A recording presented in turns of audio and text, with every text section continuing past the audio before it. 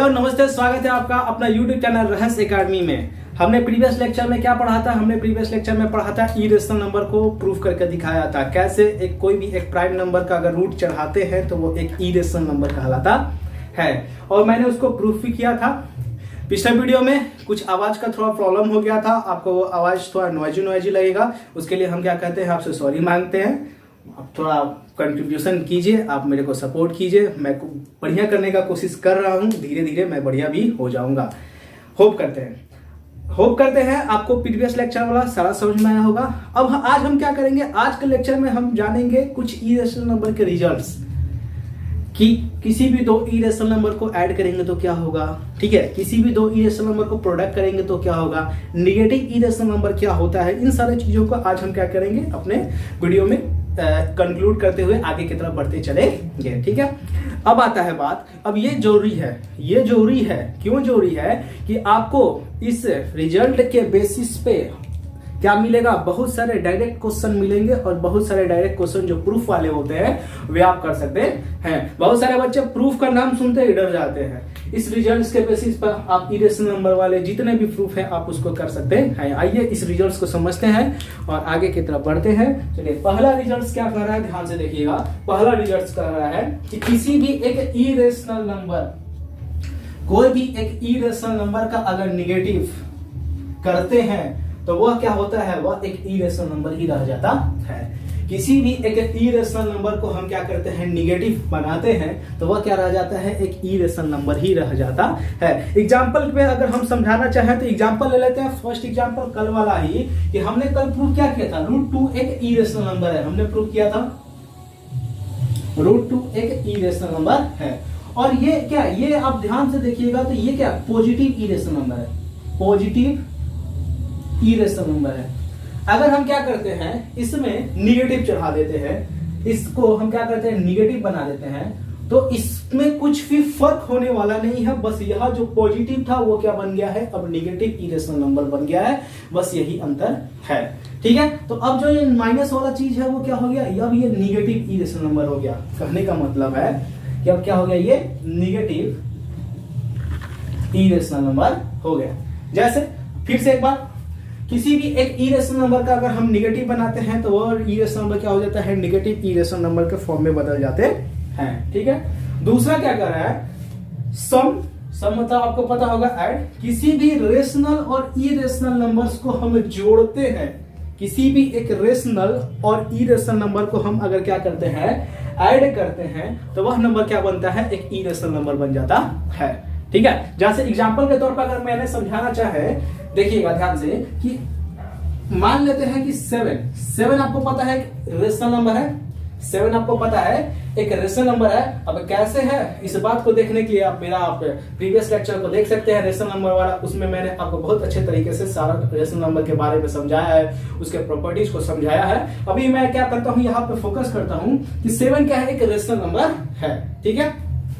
7 एक rational number है, इसमें हम ऐड करते हैं क्या, √2 ही ऐड कर देते हैं। चलिए, √2 आपको पता है कि इरेशनल नंबर है। अब ये कैसे है, ये आपको मैंने कल ही प्रूफ करा के दिखाया, प्रीवियस लेक्चर में बता चुका हूं। तो देखिए, अगर ये क्या है, ये 7 का अगर ध्यान से देखिएगा तो 7 क्या है, एक रेशनल नंबर है, और ये क्या है, √2 एक इरेशनल नंबर है। तो अगर आप रेशनल प्लस इरेशनल कीजिएगा तो आपको क्या मिलेगा, इरेशनल नंबर ही मिलेगा। कहने का मतलब, अगर आप किसी एक रेशनल नंबर को और अगर आप किसी एक इरेशनल नंबर को जोड़िएगा तो आपको क्या मिलेगा, इरेशनल नंबर ही मिलेगा। जैसे 7 प्लस √2 को अगर आप ऐड कीजिएगा तो आपको रिजल्ट्स के तौर पे क्या मिलेगा, 7 प्लस √2 ही मिलेगा। इसका कोई एडिशन नहीं हो सकता है। और ये जो आया है ये क्या है, इरेशनल नंबर है, ठीक है, कोई दिक्कत नहीं। चलिए आगे चलते हैं। आगे देखिए क्या कर रहा है, product of non zero rational, non zero rational, ये क्या है, नॉन जीरो रेशनल नंबर, ये क्या है, तो देखिए समझते हैं। नॉन जीरो रेशनल नंबर हम उसको कहते हैं, एक ऐसा रेशनल नंबर जिसमें क्या हो, जीरो नहीं हो। जैसे कहने का मतलब, सिर्फ जीरो को छोड़ के कोई भी एक इंटीजर्स ले लीजिए, उसकी बातें यहाँ पे हो रही है, ठीक है। तो हम क्या करते हैं, नॉन जीरो रेशनल नंबर को लेते हैं। ध्यान से देखिएगा, product of non zero rational number मान लेते हैं, चलिए 7 ही है यहां पे, ठीक, और and irrational number, and irrational number. तो 7 क्या है कि यहाँ पे रेशनल नंबर है और यहाँ पे प्रोडक्ट का मतलब क्या होता है आपको पता है, मल्टीप्लाई, और हम यहाँ पे क्या करते हैं √2 के साथ मल्टीप्लाई कराते हैं। ठीक है, तो जब यहाँ पे ये दोनों को प्रोडक्ट कराइएगा, कहने का मतलब देखिए ये क्या है, रेशनल नंबर है और इसका मल्टीप्लाई कराना है आपका किसके साथ, इरेशनल नंबर के साथ।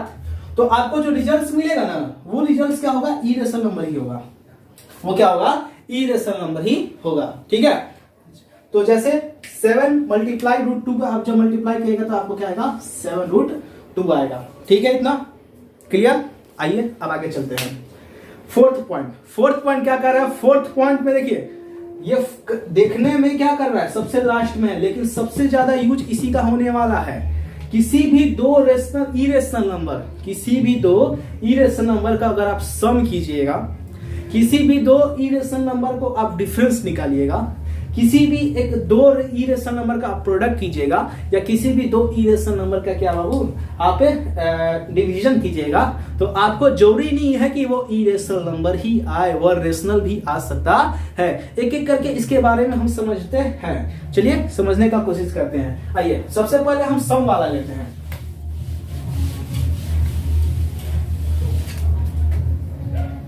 क्या लेते हैं, सम वाला। क्या था, किसी भी दो इरेशनल नंबर का सम करना है, यानी irrational number plus irrational number. ठीक है, irrational number plus irrational number, ये क्या आता है, ये जरूरी नहीं है कि वो इरेशनल नंबर ही आए, वो रेशनल नंबर भी आ सकता है। देखिए आइए समझते हैं, कैसे समझते हैं। एग्जांपल लेते हैं, जैसे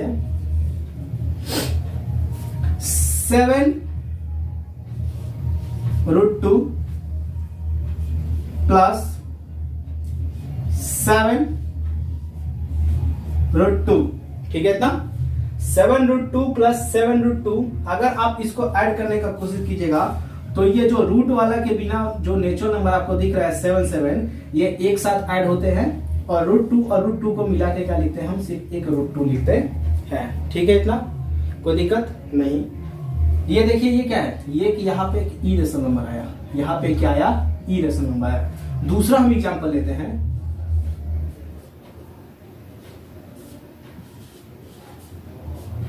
1/√2 प्लस 1/√2, 1/√2 प्लस 1/√2। ये क्या है, ये भी एक इरेशनल नंबर है, ये भी एक इरेशनल नंबर है। अब हम क्या करते हैं, √2 और √2 का जब आप एलसीएम निकालिएगा तो ये कितना आएगा, √2 ही होगा। ठीक है, ऊपर क्या हो जाएगा, 1 प्लस 1। अब यहां पे क्या आ गया, 2/√2, 2/√2। अब आपको यह देखकर लगेगा कि ये तो इरेशनल नंबर के फॉर्म में है। नहीं, देखिए हम क्या करते हैं, अब जरा ध्यान से देखिएगा, यहाँ पे मैंने क्या किया। अब देखिए आपको 9th क्लास में पता होगा कि डिनोमिनेटर में कभी भी रूट नहीं रह सकता है, तो रूट को हटाने के लिए हम क्या कर देते हैं, रेशनलाइज कर देते हैं। तो जैसे ही आप इसको रेशनलाइज कीजिएगा तो √2 यानी 2√2 बटे में कितना आ गया, 2 आ गया। तो ये क्या हो गया, कैंसिल आउट हो गया, आपका फिर क्या आ गया, √2 आ गया। यानी यहाँ पे क्या भी है, ये भी क्या है, एक इरेशनल नंबर है। कहने का मतलब जब कभी भी आप दो इरेशनल नंबर को ऐड कीजिएगा, सम कीजिएगा, तो वह इरेशनल नंबर भी आ सकते हैं या फिर रेशनल नंबर भी आ सकते हैं। ठीक है, अब आते हैं दूसरे पॉइंट पे, डिफरेंस वाले पे। डिफरेंस वाले क्या कहता है, ध्यान से समझिएगा। तो डिफरेंस वाला को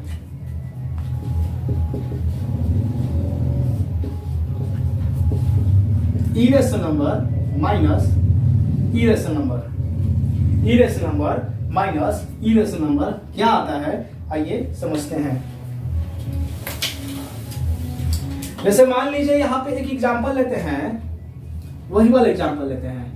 7√2 को माइनस करेंगे 4√2 के साथ, तो 7 में 4 का जब माइनस करेंगे तो ये कितना हो जाएगा, 3, और √2 को माइनस करेंगे तो √2 हो जाएगा।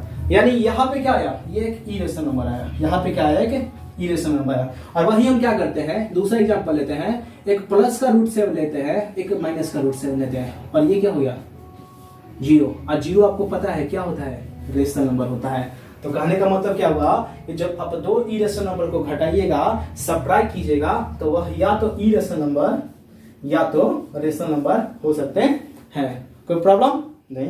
आइए थर्ड्स को समझ लेते हैं, प्रोडक्ट वाले को। प्रोडक्ट वाला क्या कहता है, ध्यान से समझिएगा। क्या है, किसी भी दो इरेशनल नंबर को आप अगर प्रोडक्ट करते हैं तो जरूरी नहीं कि वो क्या है, इरेशनल नंबर ही आए, ठीक है, वो रेशनल भी आ सकता है। आइए समझते हैं एग्जांपल। मान लीजिए आप रूट 7 और रूट 7 का आप प्रोडक्ट कीजिएगा, तो आपको कल ही बताए थे हम कि जब कभी भी रूट का रूट के साथ मल्टीप्लाई कराते हैं तो रूट क्या होता है, कैंसिल आउट हो जाता है, ठीक है। तो क्या हो गया, 7 आ गया। और यहां पर ध्यान से देखिएगा, रूट 2 रूट 3 का मल्टीप्लाई हम क्या कराते हैं, 2 रूट 4 के साथ मल्टीप्लाई कराते हैं, 5 के साथ मल्टीप्लाई कराते हैं। तो 2 2 जा 4 और 3 5 का क्या हो जाएगा, 15। ऊपर वाले कंक्लूजन में अगर आप ध्यान से देखिएगा तो रूट 7 और रूट 7 ये क्या है, इरेशनल नंबर है, और ये भी क्या है, इरेशनल नंबर है। और दोनों को मिला के जब प्रोडक्ट करते हैं तो क्या आता है, रेशनल नंबर आता है। यहां भी क्या है, एक इरेशनल नंबर है, यहां भी क्या है, एक इरेशनल नंबर है। और दोनों को जब प्रोडक्ट कराते हैं तो यहाँ पे क्या आता है, एक इरेशनल नंबर आ रहा है। कहने का मतलब इरेशनल और इरेशनल का जब हम प्रोडक्ट कराएंगे तो वो तो या तो रेशनल या तो इरेशनल आ सकता है, ठीक है। अब आते हैं डिवीजन पे। डिवीजन को ध्यान से समझिएगा, डिवीजन क्या कहता है, देखिए